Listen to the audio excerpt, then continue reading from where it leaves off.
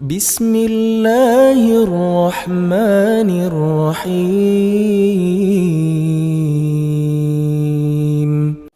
الحمد لله حمدا كثيرا طيبا مباركا فيه مباركا عليه كما يحب ربنا ويرضاه وأشهد أن لا إله إلا الله وحده لا شريك له وأشهد أن محمدا عبده ورسوله صلوات ربي وسلام عليه وعلى آله وأصحابه ومن سار على نهجه واستنى بسنته إلى يوم الدين. Alhamdulillah, kita memuji syukur kehadirat Allah Azza wa Jal. Kembali kita melanjutkan kajian membaca kitab Bulughul Maram dalam suasana luring, luar jaringan. Dan jamaah juga bisa mengikuti secara daring. Untuk yang telah mendapatkan undangan nanti bisa bergabung di Zoom, dan yang tidak bisa atau tidak mendapatkan undangan bisa mengikuti melalui ANB Channel. Semoga Allah Subhanahu wa taala memberkahi apa yang kita lakukan, dan semoga Allah segera mengangkat wabah yang dialami oleh umat manusia saat ini. Amin. Kita akan membaca bab al-hathu 'alal khusyu'i fis shalah. Bab tentang motivasi untuk khusyuk dalam salat. Seperti yang kita pahami bahwa Allah Subhanahu wa taala tidak hanya mencatat bagian dari lahiriah dari amal para hamba, namun Allah juga mencatat bagian batinnya. Sebagaimana yang disebutkan dalam hadis riwayat Muslim, Nabi sallallahu alaihi wasallam bersabda, "Innallaha la yanzuru ila suwarikum wala ila amwalikum, walakin yanzuru ila qulubikum wa a'malikum." Sesungguhnya Allah tidak melihat muka kalian, tidak melihat fisik kalian, dan juga tidak melihat harta kalian. Namun Allah melihat kondisi hati kalian dan amal perbuatan kalian. Sehingga kita akan dihisap oleh Allah Subhanahu wa taala lahir dan batin. Sebagaimana Allah menghisap lahiriah kita, maka Allah taala juga akan menghisap batin kita. Karena itulah amal seorang hamba tidak boleh hanya sebatas bagus di bagian lahir tapi batinnya kosong. Dan juga sebaliknya, orang tidak boleh beramal salah lalu dia membela amal salahnya itu dengan alasan niatnya yang baik. Sehingga hadis tadi, hadis riwayat Muslim, bisa kita gunakan untuk dalil dua arah. Pertama, orang yang beramal salah tapi dia beralasan niatnya baik. Yang kedua, orang yang beramal lahir tapi tidak memperhatikan batin. Ada banyak orang yang ketika berbuat salah dalam ibadah, ketika diingatkan, "Bapak, ibadah seperti ini keliru, gak boleh, salah, menyalahi aturan." Dia kadang komentar, "Yang penting kan niat saya baik." Orang yang mengingatkan ini tidak berurusan dengan niat Anda, dia berurusan dengan lahiriah. Karena menilai itu hanya bisa bagian lahiriah, tidak bisa batin. Masalah batin urusan dia dengan Allah Subhanahu wa taala. Tapi kalau menilai lahir sesama manusia diperbolehkan. Makanya ada peran amar ma'ruf nahi mungkar. Nabi SAW pernah melihat ada orang yang sholatnya salah dan beliau minta ulangi. "Sholli fa innaka lam tusalli." Ulangi sholatmu karena sholatmu tadi batal. Hudzaifah ibn Yaman juga pernah melihat ada orang yang sholatnya salah lalu ditanya, "Sudah berapa lama kau sholat semacam ini?" Kemudian orang itu menjawab, "Arba'ina sana," selama 40 tahun. Lalu kata Hudzaifah, "Lau mutta ala hadza mutta ala ghairi millati Muhammadin sallallahu alaihi wasallam." Kalau kamu mati dalam kondisi salatmu salah seperti ini, kamu mati di luar agama Muhammad sallallahu alaihi wasallam karena salatnya ngawur. Dan kasusnya adalah orang yang salatnya sangat cepat, tidak tumaknina, sehingga dia tidak menyempurnakan rukuk dan sujudnya. Orang ini beralasan dengan hatinya, padahal mengingatkan sesuatu itu tidak berkaitan dengan urusan batin. Saya menilai orang yang amalnya salah, masalah batinnya, niatnya baik ataukah benar, itu urusan dia dengan Allah Subhanahu wa taala. Kepentingan kita adalah bagian lahiriah Anda keliru, karena itu harus dibenahi. Sebaliknya, banyak di antara kita ketika beramal, terutama amal yang lebih bermodal kepada gerakan dan bacaan, kadang hanya lebih memperhatikan kondisi luar. Dan itu pun kadang tidak sempurna. Batinnya tidak dipikirkan, sehingga batin melayang kemana-mana. Bahkan terutama hati kita, Masya Allah ya, ada di dapur, ada di warung, ada di kantor, atau ada di tempat-tempat yang lainnya, sehingga batin tidak membersamai fisik. Jamaah yang dimuliakan Allah Ta'ala, apapun itu, ini adalah sebuah kesalahan. Kemudian kita akan membahas apa itu khusyuk dalam sholat.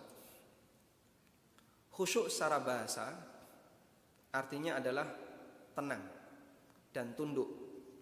Allah menyebutkan kata khusyuk secara bahasa ini di surat Thaha.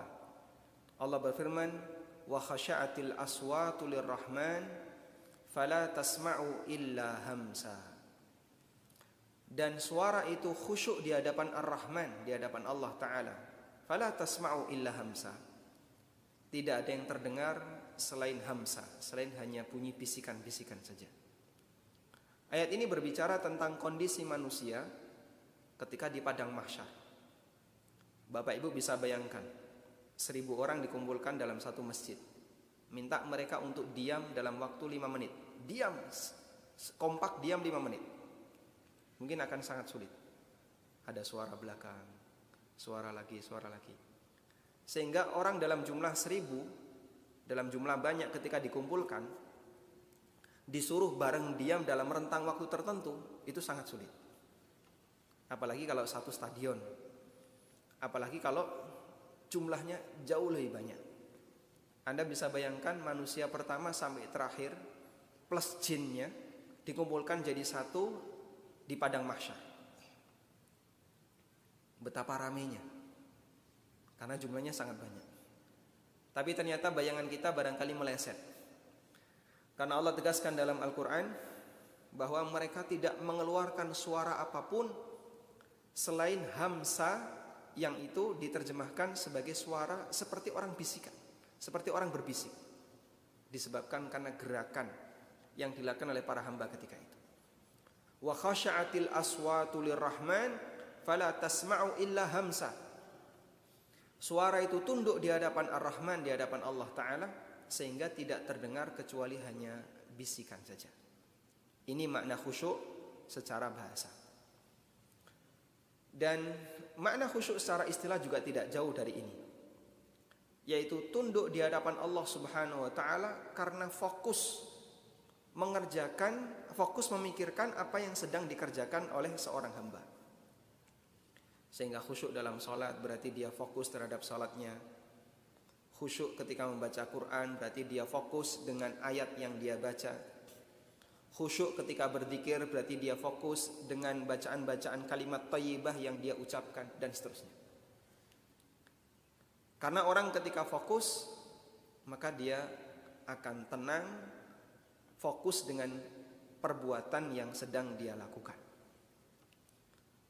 Jamaah yang dimuliakan Allah Subhanahu wa Ta'ala, saya ingin menarik satu kasus dulu. Kita akan membandingkan bagaimana kondisi sholatnya Nabi SAW dengan sholat kita. Perbandingan sederhana saja, meskipun ini tidak bisa dibandingkan ya, sangat jauh ya, ibarat bumi dan langit. Nabi SAW pernah selesai sholat, lalu beliau melepas bajunya, kemudian diserahkan ke istrinya.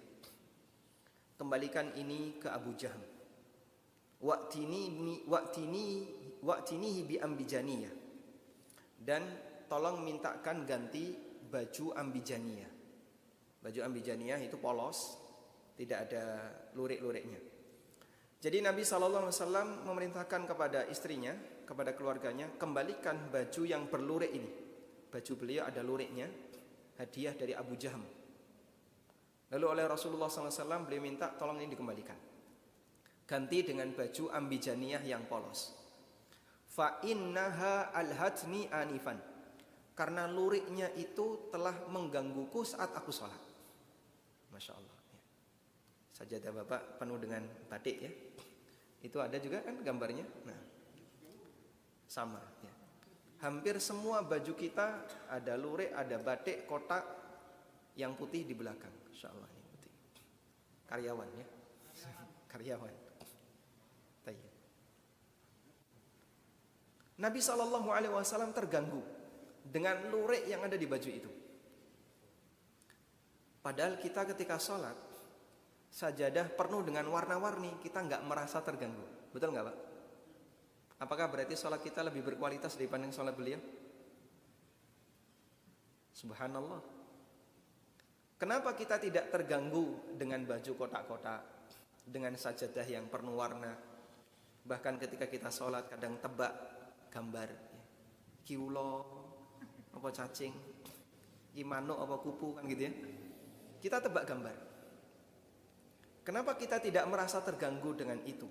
Padahal Rasulullah SAW terganggu dengan lurik dalam sholatnya. Baik, ini menggambarkan bagaimana kualitas sholat kita. Saya membuat perbandingan seperti ini. Bapak Ibu, kalau sedang baca berita di WA, Anda baca berita di WA, di sebuah kafe yang ribut, penuh banyak orang, plus musiknya kencang, terganggu nggak? Anda baca berita di WA, terganggu tidak? Saya yakin tidak. Anda tetap bisa menikmati. Kenapa Anda tidak terganggu ketika membaca berita dalam suasana penuh dengan keramaian? Karena Anda tidak memiliki kepentingan yang banyak ketika baca berita ini. Salah pun tidak apa-apa gitu. Ibaratnya cuman scanning saja, sehingga nggak dong juga nggak apa-apa. Cuman hiburan saja. Lain halnya kalau Bapak Ibu sedang mengerjakan kalkulus 3 untuk kenaikan semester. Kalau nggak lulus nanti ngulang tahun depan. Di suasana penuh dengan keramaian, terganggu nggak? Terganggu. Kenapa? Saya butuh fokus lebih. Makanya sebenarnya aktivitas manusia itu ada aktivitas yang butuh konsentrasi maksimal, dan ada aktivitas yang ringan, nggak butuh konsentrasi maksimal. Sehingga untuk aktivitas yang butuh konsentrasi maksimal, orang itu nggak bisa mengerjakannya dalam suasana penuh gangguan. Ketika dia kerjakan dalam suasana penuh gangguan, potensi salahnya besar. Makanya sebagai bentuk penghargaan kita terhadap orang yang sedang ujian, kan kadang dikasih pengumuman, harap tenang, ada ujian. Sehingga yang lain tolong yang tidak berkepentingan, yang tidak butuh konsentrasi, tenang. Kalau ada konser musik, di sampingnya ada orang sedang ujian, kira-kira diapain? Ini akan dipindah, tolong hentikan, jangan di sini, ini sedang ada ujian, kampus sedang ujian. Nanti konsernya begitu kampus sudah selesai ujian baru dibuka, mungkin seperti itu. Karena kita butuh konsentrasi yang lebih. Tayyib. Nah seperti itulah kira-kira Rasulullah SAW ketika sholat. Beliau ketika sholat itu berusaha konsentrasi maksimal sampai lurik saja itu ganggu, Pak. Sampai keberadaan lurik di baju. Saya tidak bilang batik ya, karena baju yang dikasih Abu Jaham itu baju yang ada garis-garisnya. Itu cuma lurik, bukan batik. Lebih ramai mana? Ramai batik. Ini cuma lurik. Itu beliau terganggu karena beliau konsentrasi maksimal. Kenapa kita tidak terganggu dengan aneka warna yang ada di sekitar kita pada saat kita sholat? Karena kita nggak konsentrasi ketika sholat. Jadi kita menganggap remeh sholat kita. Kita menganggap bahwasanya sholat kita itu sholat yang yang penting menggugurkan kewajiban, yang penting ikut sholat jamaah. Masalah batinnya sama sekali nggak kepikiran. Sehingga ada gangguan, nggak ada gangguan, bagi kita sama saja. Kalau seperti ini yang terjadi jamaah, maka sangat sulit bagi kita untuk belajar khusyuk. Karena kita memang sudah sengaja tidak ada keinginan untuk khusyuk. Beda kalau orang sudah punya keinginan kuat, pokoknya sholat saya harus sholat yang khusyuk. Maka dia akan berusaha untuk fokus sebisa mungkin, jangan sampai ada potensi gangguan, dan seterusnya. Karena itulah, orang ketika khusyuk dalam sholat tidak hanya sebatas bermodal. Tidak hanya sebatas bermodal bagaimana melakukan gerakan yang benar, tapi dia juga butuh modal tekad. Dari awal dia punya niat, sholat saya harus sholat yang khusyuk. Ada satu riwayat bahwa Nabi SAW sebelum memulai sholat, beliau berpesan kepada para sahabat, makmumnya, Sallu sholata muwaddi'. Sholatlah kalian sebagaimana sholatnya orang yang mau mati. Bayangkan kamu setelah ini ditembak. Begitu salam, kamu langsung dieksekusi. Bayangkan seperti itu. Kalau orang membayangkan seperti itu dari awal, artinya dia punya persiapan batin. Saya harus khusyuk dalam sholat. Sehingga dia akan berusaha untuk fokus-fokusnya. Makanya ketika ada potensi gangguan, dia merasa terganggu. Tapi kalau dia kualitas sholatnya seperti baca berita, lalu ada gangguan di sekitarnya dia tidak merasa, ya seperti itulah kualitas sholat yang kita kerjakan.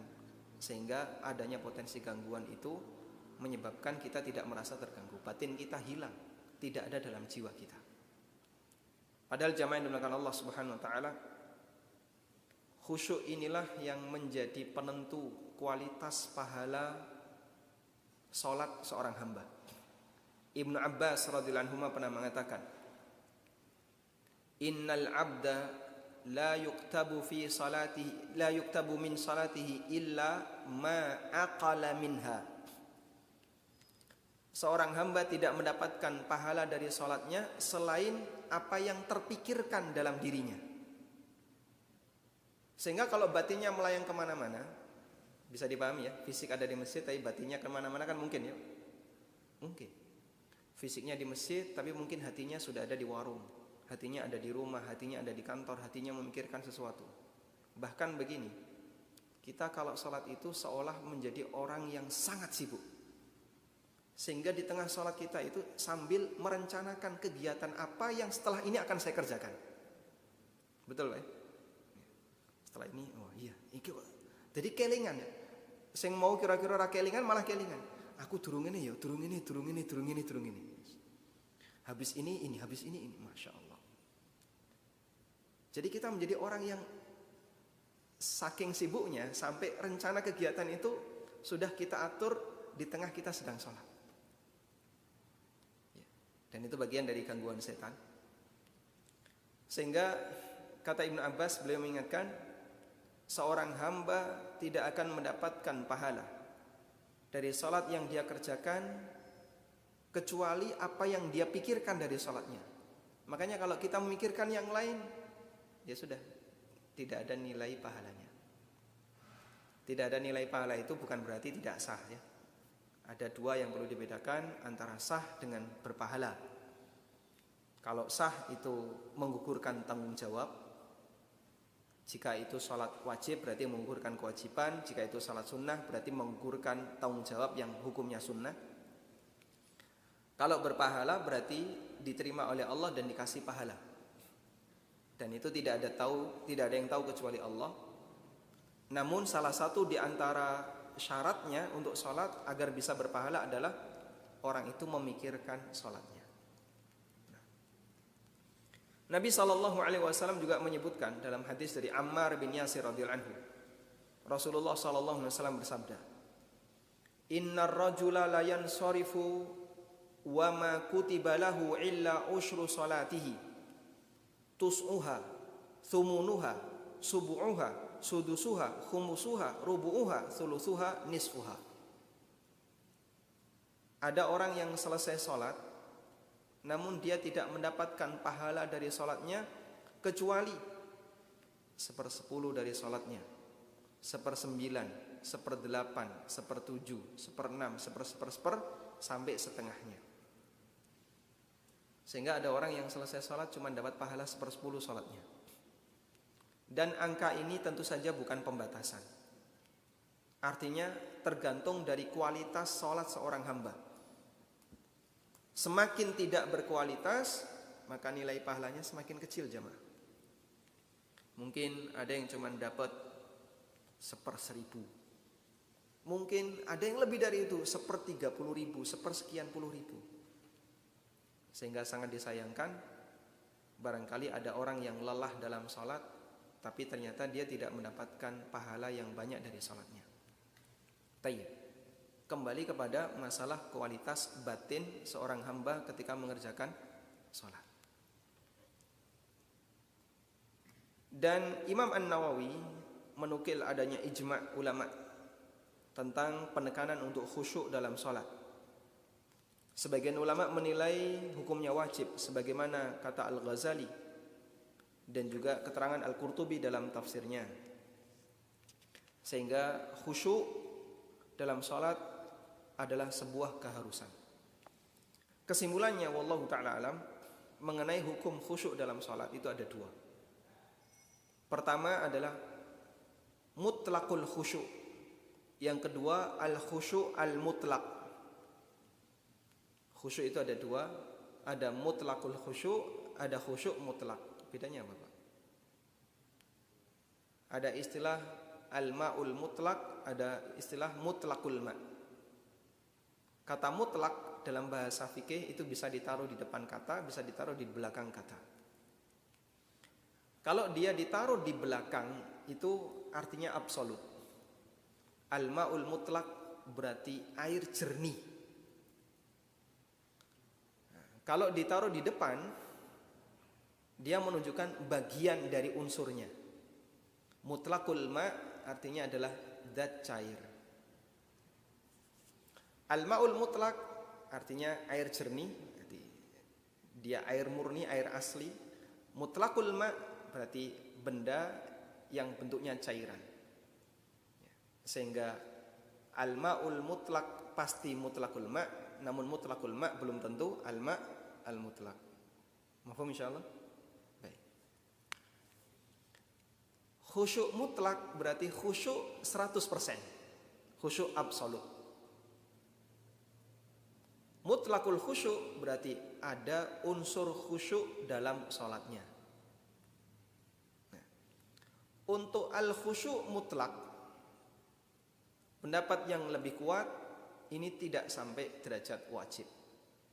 Karena mustahil manusia bisa melakukannya.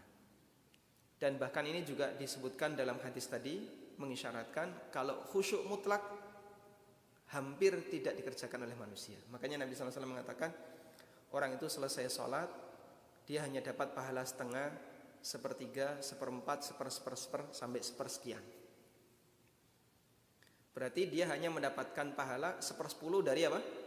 Total sholatnya, karena yang lain gak khusyuk. Yang seper berapa? Kalau 1/10 berarti sisanya berapa? 90. 1/10 dari sholatnya, sisanya 9/10-nya nggak khusyuk. Dia cuma dapat 1/10-nya.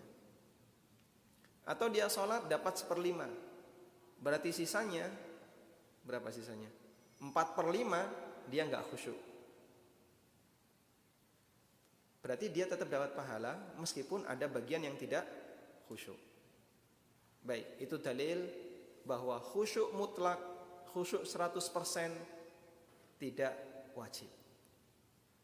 Kalau ini wajib, batal, tentu dia gak dapat pahala sama sekali.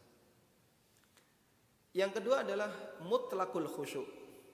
Ada unsur khusyuk dalam sholatnya. Sehingga sekalipun sholatnya itu Masya Allah gak karuan kemana-mana hatinya, tapi kadang dia khusyuk. Mungkin waktu takbiratul ihram dia fokus, Allahu Akbar, fokus, dapat 1 poin. Ketika imam sedang berdoa, dia kaget, kemudian dia khusyuk, ikut nangis misalnya. Atau ketika dia sujud, dia berdoa, ada khusyuk. Maka dia mendapatkan khusyuk di titik-titik tertentu sepanjang sholatnya. Lalu dari situ misalnya dia mendapatkan pahala 100 atau mendapatkan pahala 1,2% misalnya. Berarti ada apa ini? Mutlakul khusyuk. Sholatnya sah, tapi harus ada itu. Kalau tidak ada, sholatnya batal. Sehingga mutlakul khusyuk hukumnya wajib, jika tidak ada, sholatnya batal. Karena itu kalau ada orang yang sholat tidak khusyuk sama sekali, sholatnya batal. Apa dalilnya? Nabi SAW bersabda dalam hadis riwayat Bukhari Muslim, la salata bihadrati ta'am wala huwa yudafi'uhul akhbathan. Tidak ada salat ketika orang sedang menahan keinginan untuk buang air besar maupun kecil, atau ketika makanan sudah dihidangkan sementara dia lapar dan ingin makan, sehingga kepikiran dalam dirinya ketika salat ingin segera melepas tanggung jawab atau ingin segera makan. Wallahu ta'ala a'lam. Baik, ini sedikit muqaddimah terkait masalah khusyuk dan gitu. Sampai jam 1 sih? Sampai jam 1. Jam 1 lewat. Nah. Kita lanjutkan sedikit. Nah.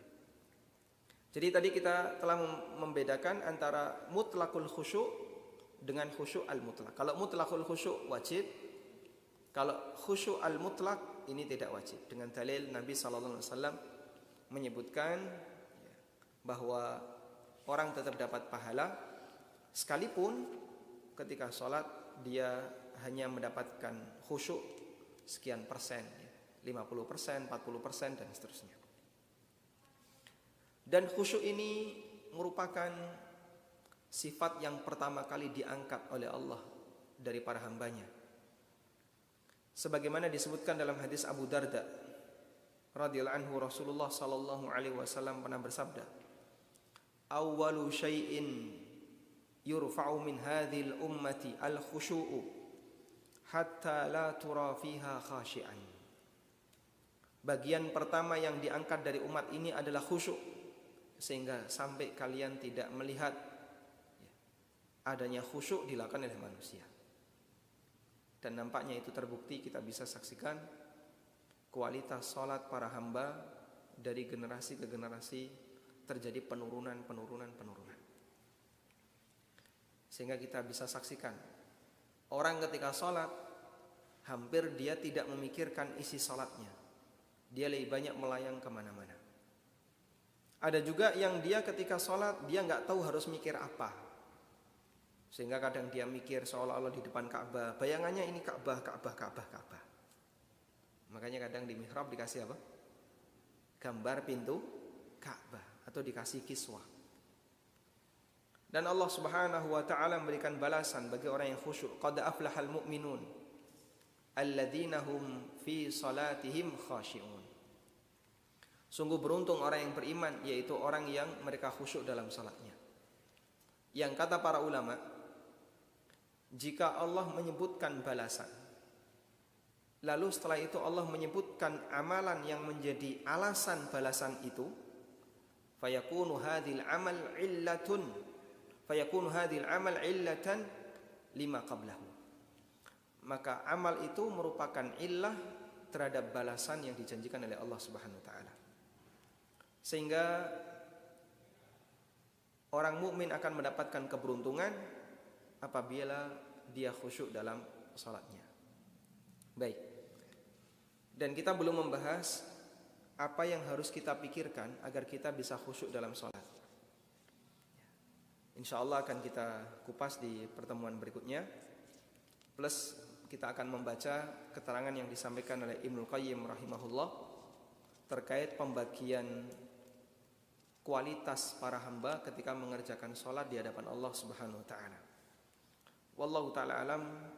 Demikian sebagai pengantar, dan semoga apa yang kita pelajari ini bermanfaat.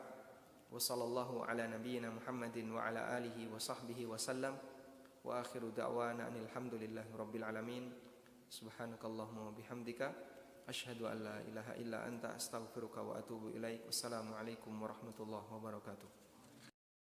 Allah